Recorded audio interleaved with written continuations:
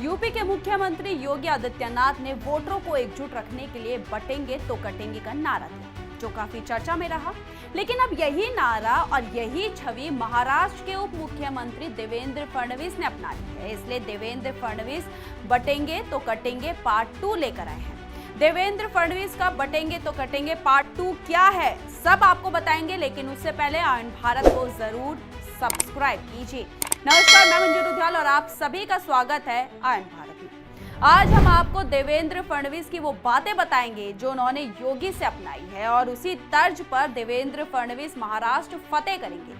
शुरुआत करेंगे वोट जिहाद से। 2024 लोकसभा चुनाव में जब महायुति को 40 से ज्यादा सिर्फ 14 पर जीत मिली तो देवेंद्र फडणवीस ने इसे खुलेआम वोट जिहाद बता दिया और कहा कि लोकसभा चुनाव के दौरान वोट जिहाद देखा गया।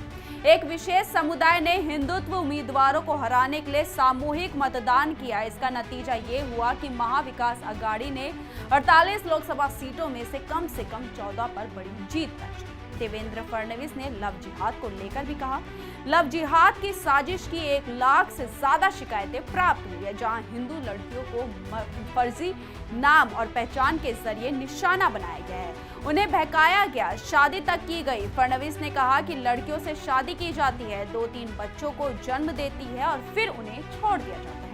जबकि गुप्त धर्मांतरण को लेकर देवेंद्र फडणवीस ने कहा कि हमने देखा है कि कुछ लोगों के नाम भारतीय होते हैं, लेकिन मरने के बाद उन्हें दफना दिया जाता है और क्रॉस लगा दिया जाता है। ये सबसे बड़ा खतरा है। कागज पर कुछ धर्मों की संख्या कम दिखती है, लेकिन वास्तव में लोग अधिक होते हैं, यानी गुप्त रूप से धर्मांतरण किया जा रहा है। अब वक्त आ गया है कि हम अपने धर्म की रक्षा करें। इसे भी हिंदू वोटों को एकजुट करने की कोशिश के तौर पर देखा गया है। आज हमारे धार्मिक स्थलों पर कब्जा हो रहा है, हम अतिक्रमण तो हटाएंगे ही। कोई भी ऐतिहासिक जगह हो, धार्मिक जगह हो, सब खाली कराएंगे। इसके लिए जो भी कार्रवाई करनी होगी हम करेंगे। किसी को भी इजाजत नहीं देंगे कि वो हमारे धार्मिक और ऐतिहासिक जगहों पर कब्जा करे।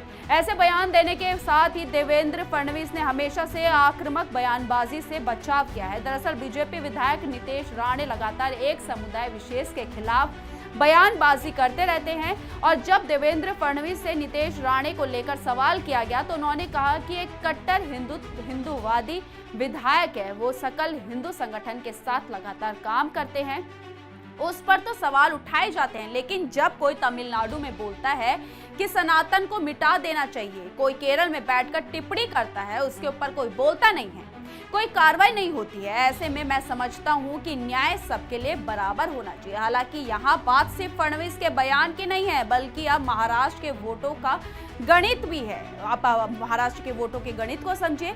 महाराष्ट्र में मराठों की आबादी 28%, तो ओबीसी की आबादी 38% है, मुस्लिमों की आबादी 11%, जबकि दलितों की 12% है। आदिवासियों की आबादी भी यहाँ अच्छी खासी है, यहाँ 9% आदिवासी और करीब 6% बौद्ध हैं। बीजेपी चाहती है कि हिंदू वोट अगर एकजुट हो जाएं तो उसकी जीत की राह आसान हो जाएगी, इसलिए बार बार देवेंद्र फडणवीस उसी तरह के बयान दे रहे हैं। बीजेपी के कुछ नेता खुलेआम ऐसी टिप्पणियां करते हैं। हालांकि मुस्लिमों को लुभाने के लिए भी बीजेपी, शिवसेना, एनसीपी की सरकार ने कई फैसले लिए हैं, जैसे मदरसा शिक्षकों का वेतन 6,000 से बढ़ाकर 16,000 कर दिया। लॉरेंस बिश्नोई के शूटरों ने बाबा सिद्दीकी की हत्या की तो उन्हें राजकीय सम्मान के साथ विदाई दी गई। अजित पवार को मुस्लिम कार्ड खेलने की छूट दी गई। उन्होंने कई कैंडिडेट भी उतारे हैं। अब आप यहाँ पर देवेंद्र फडणवीस की एक समझ को समझ लीजिए। दरअसल मराठा वोटों को लुभाने के लिए बीजेपी ने कई तरह की घोषणाएं की है। क्रीमी लेयर की आय सीमा 8 लाख से बढ़ाकर 15 लाख करने का ऐलान किया है। इससे साफ हो गया कि अगर मराठा आरक्षण लागू होता है तो राज्य में मुट्ठी भर परिवार भी नहीं बचेगा जो क्रीमी लेयर के दायरे में आएंगे।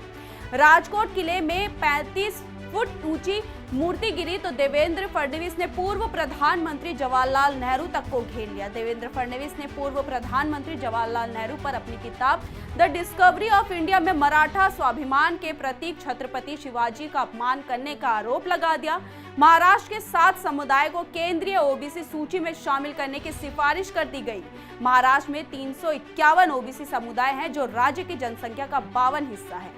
1996 से इनके डिस्क्वालिफिकेशन की मांग की जा रही है, लेकिन इन सबको देखते हुए महाराष्ट्र की महायुति सरकार बहुत ही सोच समझकर अगला कदम उठा रही है। यह खबर आपको कैसी लगी, अपनी राय हमारे कमेंट बॉक्स में जरूर लिखिएगा और इस वीडियो को ज्यादा से ज्यादा शेयर कीजिए। धन्यवाद।